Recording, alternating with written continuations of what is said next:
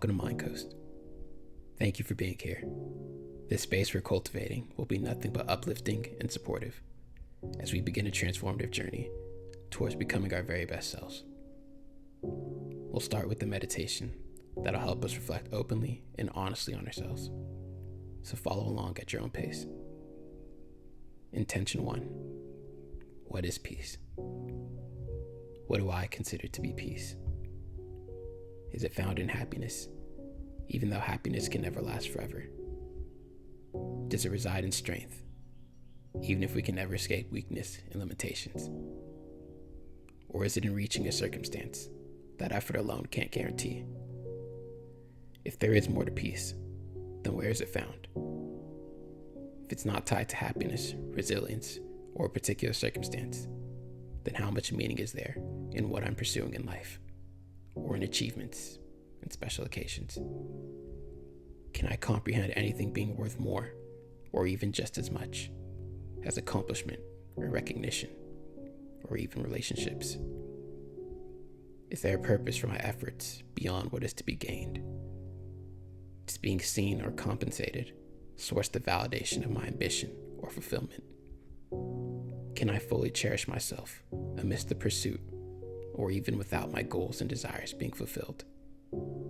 Can I identify myself without titles and achievements, or a lack thereof? Does my smile or my energy fade without the presence or attention of others?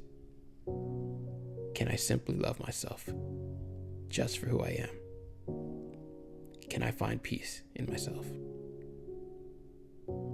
To expand on our reflection, the focus of this intention is to shed greater light on the fact that there is so much about our lives that we are unable to control.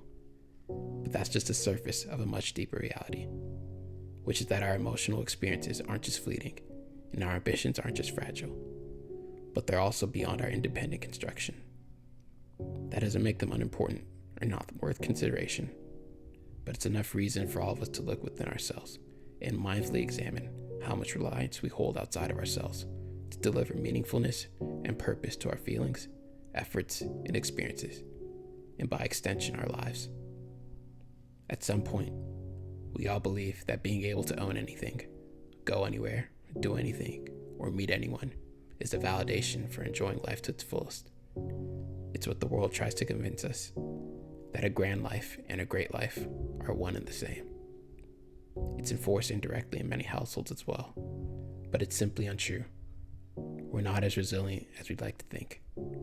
If we only focus on what has a chance of coming to pass as the purpose for the choices we make, we eventually lose our ability to appreciate and find peace in our lives as they are.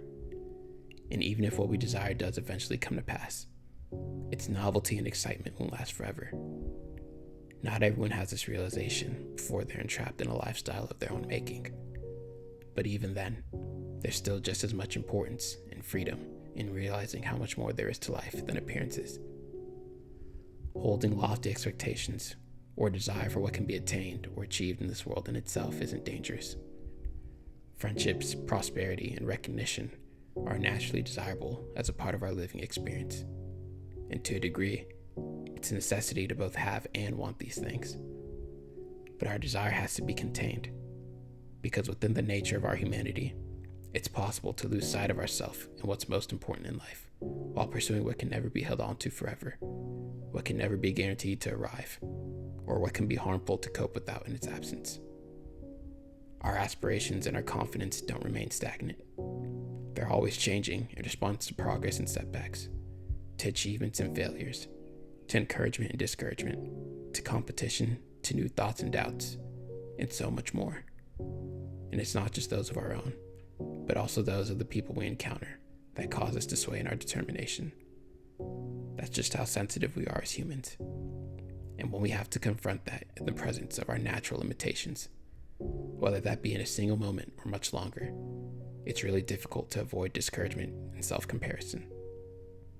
But if we never acknowledge that and search for something stronger to root our self-worth in, then it isn't just the decisions we make and the aspirations we set for ourselves, but our self-image and the way we approach the world around us will always remain at the dependence of something far removed and weaker than our own inner voice.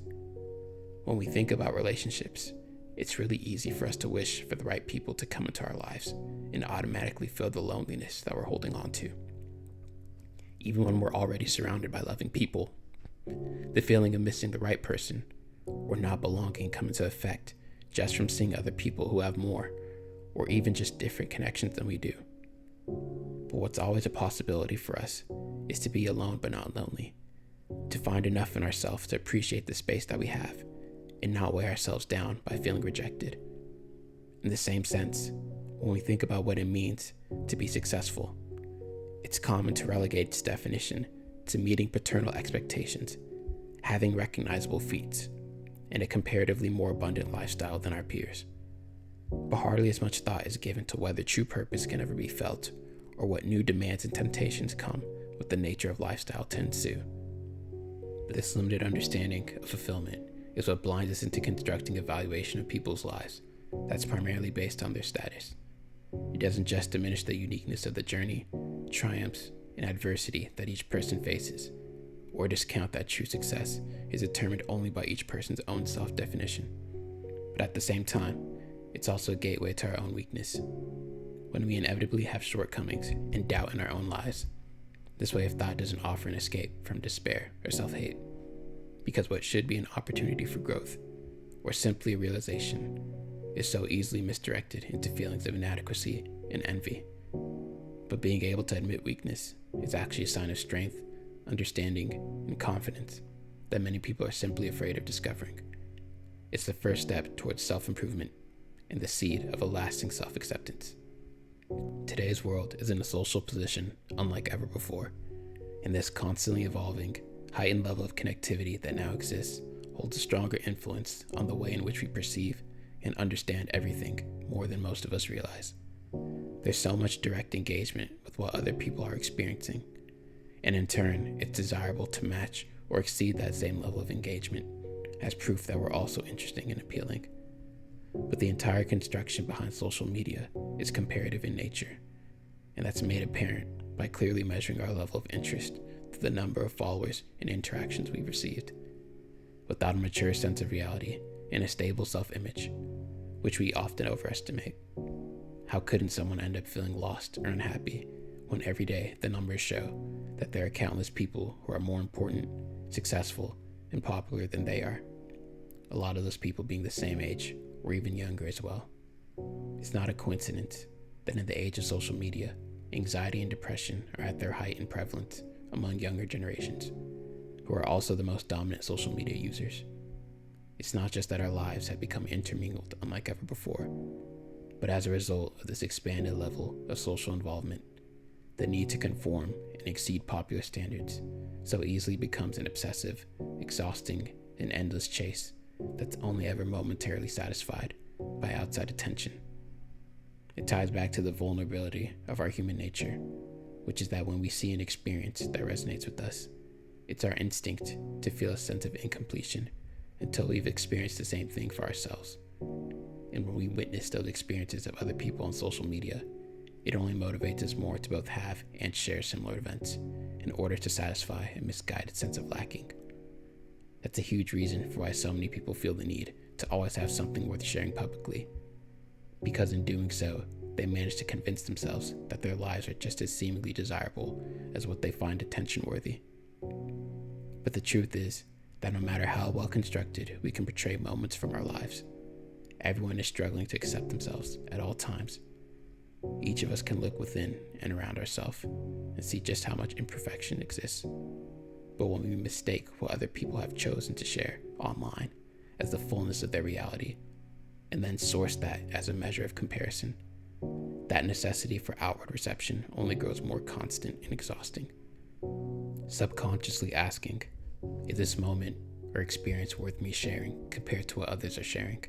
Or feeling satisfied because of having something others are likely to consider worth sharing? Or hesitant because what you want to share won't be considered worth sharing? Or even feeling the need to have something to share consistently? Whether realized or not, it all connects to needing external validation and confirmation from others that our lives are worth living. Looking outside ourselves for direction will never lead us to being fully and honestly content with our lives.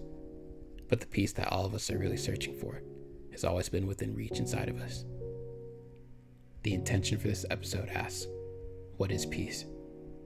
The answer is that it isn't a feeling, or a consistency of emotion, or a specific circumstance. But more than anything, it's a realization.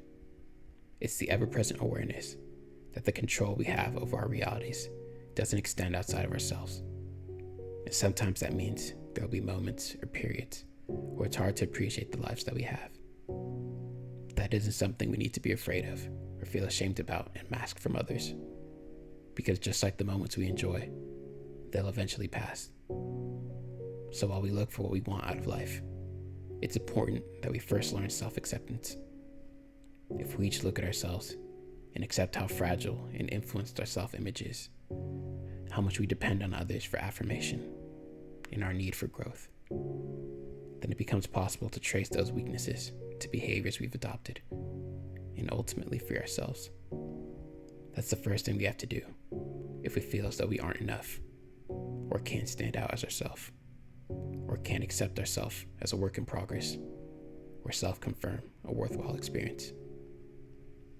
Our lives are different from everybody else's, and once we're able to fully come to terms with that, we can grow and improve upon ourselves with a comfort and a confidence that doesn't depend on anyone or anything else.